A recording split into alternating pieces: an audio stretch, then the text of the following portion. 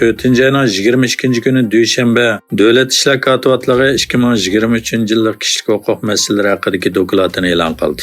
Mazkur dokladda 200 ga yaqin davlat va rayonda o'tgan 1 yil ichida yuz bergan kishilik huquq dafsandichiliklari xotirlangan bo'lib, shu qatorda Uyg'ur rayonidagi Uyg'ur va boshqa musulmonlarga qilingan zulmlar qayta tilga olingan.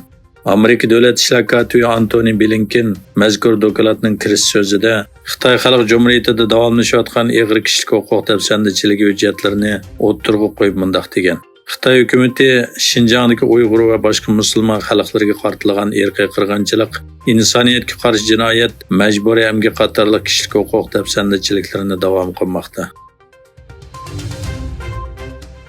Yevropa Ittifoqi parlament a'zolari seshanba kuni bilet tashlab majburiy emgakdan foydalanib ishlab chiqarilgan mahsulotlarni cheklashni qaror qilgan.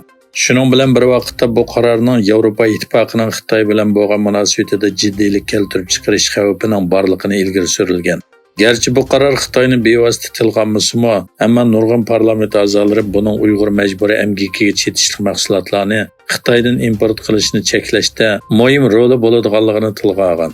Yevropa parlamentidagi 555 parlament a'zosining qo'llashi bilan ma'qullangan bu qonun Yevropa Ittifoqiga a'zo 27 davlatning tasdiqidan keyin rasmiy kuchga ega bo'ladi ekan.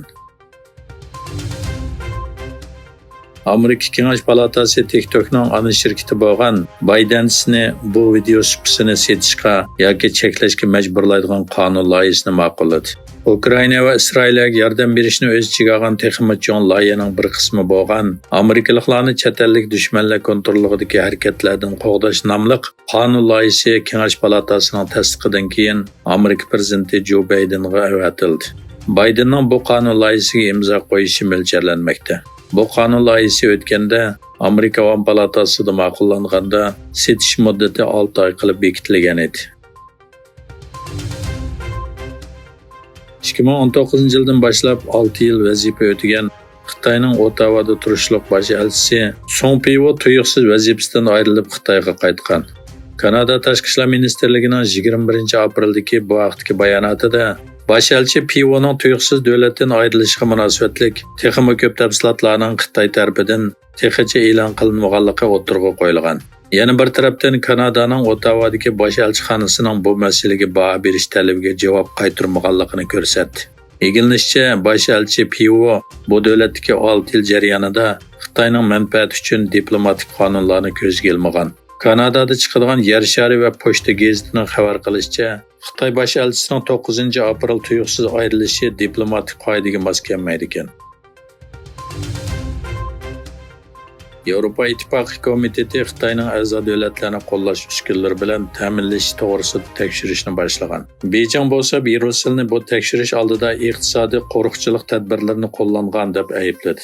Egilishicha, Xitoyning davolash uskunalari bozorining qiymati 2022 yili taxminan 135 milliard yevro bo'lib, Beijing bu sohadagi Amerikadan qolsa ikkinchi cho'ng bozor ekan.